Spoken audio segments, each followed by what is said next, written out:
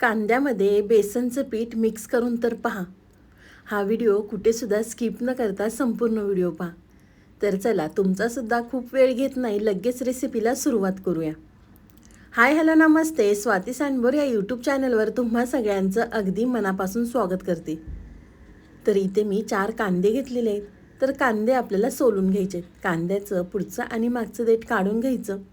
त्यानंतर आपल्याला कांदा सोलून घ्यायचा आहे. तर इथे तुम्हाला मी कांदा एक सोलून दाखवलेला आहे. अशाच पद्धतीने बाकीचे सुद्धा कांदे या ठिकाणी मी सोलून घेते. आज आपण कांद्यामध्ये बेसन पीठ मिक्स करून अगदी अप्रतिम रेसिपी बनवणार आहोत. त्यामुळे व्हिडिओ कुठेसुद्धा स्किप न करता संपूर्ण व्हिडिओ पहा.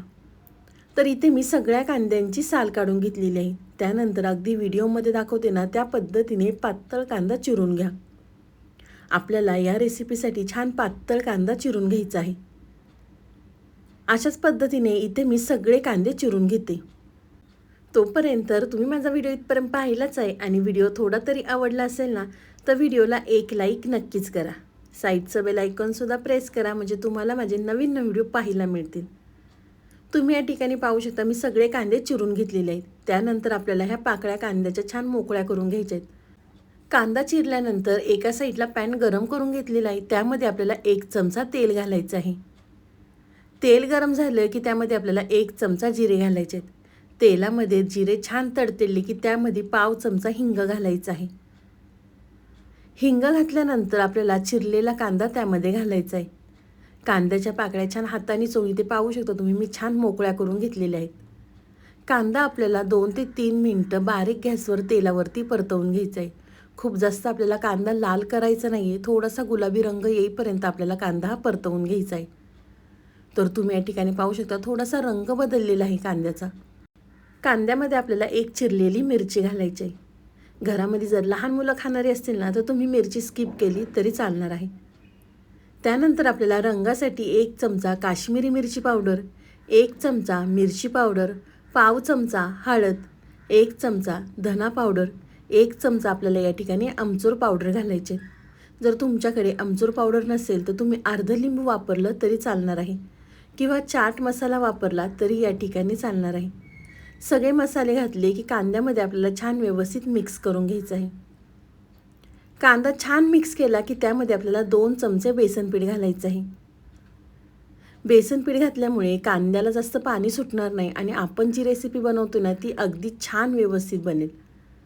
त्यासाठी इथे आपल्याला 2 चमचे बेसन पीठ घालायचं आहे आणि छान व्यवस्थित आपल्याला कांद्यामध्ये बेसन पीठ मिक्स करून घ्यायचं आहे. बेसन पीठ मिक्स केल्यानंतर त्यावरती आपल्याला भरपूर चिरलेली कोथिंबीर घालायची आणि एका प्लेटमध्ये काढून घ्यायचं आहे. या ठिकाणी मी मीठ घातलेलं नाही आहे, तर थंड झाल्यानंतर आपल्याला यामध्ये मीठ घालायचं आहे.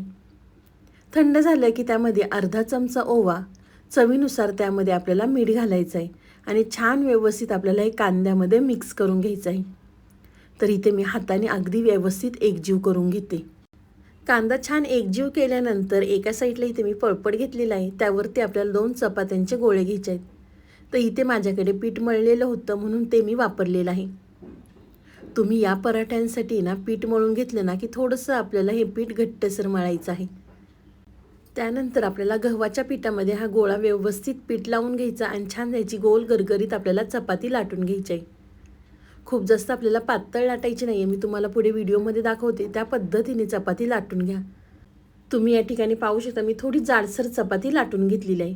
त्यानंतर एका प्लेटमध्ये काढून घेते आणि अशाच पद्धतीने इथे मी दुसरीसुद्धा चपाती सेम लाटून घेणार आहे.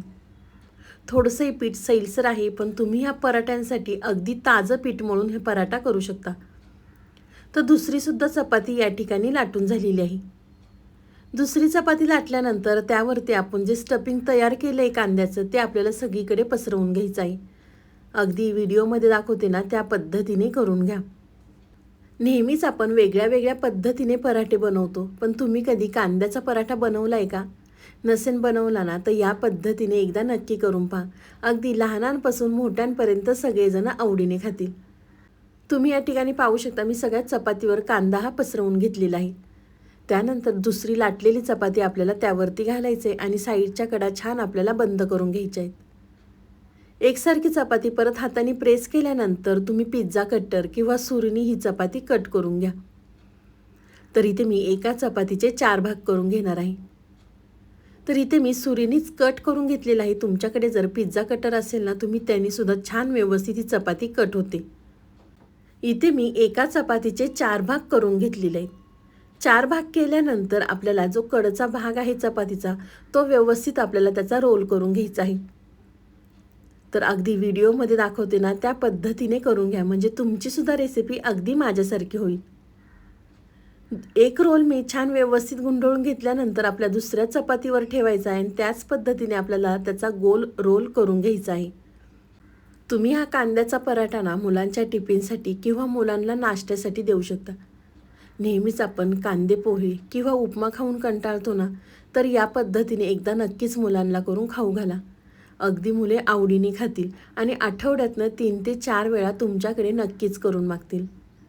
खूप जास्त हा पराठा बनवण्यासाठी वेळ लागत नाही, अगदी झटपट तयार होतो. तर इथे मी तुम्हाला 2 रोलचं करून दाखवलेलं आहे. अशाच पद्धतीने इथे मी दुसऱ्यासुद्धा चपात्यांचं करून घेते. छान व्यवस्थित त्याचे रोल केल्यानंतर आपल्याला हाताने प्रेस करून घ्यायचे आहेत दोन्ही साईडनी, म्हणजे त्यामधला आतमधला कांदा बाहेर येणार नाही. दोन्हीसुद्धा रोल मी छान व्यवस्थित करून घेतलेला आहे. त्यावरती आपल्याला थोडंसं गव्हाचं पीठ लावायचं आणि ह्याचा आपल्याला पराठा लाटून घ्यायचा आहे. हा पराठा लाटताना खूप जास्त पातळ लाटायचा नाही आहे, थोडासा आपल्याला जाडसरच हा पराठा तयार करून घ्यायचा आहे. तर तुम्ही या ठिकाणी पाहू शकता छान व्यवस्थित हा पराठा लाटला जातोय. तुम्ही जर कांद्यामध्ये गरम असताना मीठ घातलं ना, की कांदा थोडासा सैलसर होईल, मग तुम्हाला हे पराठे लाटता येणार नाही. थंड झाल्यानंतर त्यामध्ये आपल्याला मीठ घालायचं आहे. ही टीप नक्कीच लक्षात ठेवा. त्यानंतर इथे मी दुसरासुद्धा पराठा लाटून घेते. दुसरा पराठा लाटल्यानंतर ना त्यावरती आपल्याला पांढरे तीळ घालायचे आहेत. म्हणजे पांढरे तीळ लावले की पराठासुद्धा अगदी दिसायला छान दिसतो. पांढरे तीळ लावल्यानंतर आपल्याला थोडंसं हाताने प्रेस करून घ्यायचे आहेत आणि मस्त आपला कांद्याचा पराठा तयार झालेला आहे. एका साईडला पॅन गरम करून घेतलेला आहे, त्यावरती आपल्याला तेल घालायचं आहे. तुम्ही तुमच्या आवडीनुसार तूप किंवा बटरसुद्धा वापरू शकता. तेल घातलं की त्यावरती आपल्याला लाटलेला कांद्याचा पराठा घालायचा आहे. परत आपल्याला त्यावरती थोडंसं तेल सोडायचं आणि वरच्या साईडने छान व्यवस्थित तेल आपल्याला हे पसरवून घ्यायचं आहे. बारीक गॅसवर आपल्याला एक साईड त्याची छान भाजून घ्यायची आहे. तर एक साईड भाजल्यानंतर पलटी करून दुसरी साईडसुद्धा आपण छान खरपूस भाजून घेऊया. तुम्ही पाहू शकता तीळ लावल्यामुळं आपला हा पराठा किती छान दिसतोय. दुसरी साईडसुद्धा भाजल्यानंतर दोन्ही साईडनी छान हा खरपूस पराठा मी भाजून घेते. दोन्ही साईडनी सुद्धा मस्त खरपूस हा पराठा भाजलेला आहे. तर एका साईडला काढून घेते आणि अशाच पद्धतीने आपण दुसरासुद्धा पराठा भाजून घेते. तुम्ही जर हा पराठा एकदा घरातल्यांना खाऊ घातला ना, तर खरंच ते तुमचं कौतुक केल्याशिवाय राहणार नाही. दुसरा पराठासुद्धा पॅनमध्ये घातल्यानंतर त्यावरती आपल्याला थोडंसं तेल सोडायचं आहे आणि दोन्ही साईडनी खरपूस आपल्याला हा पराठा भाजून घ्यायचा आहे.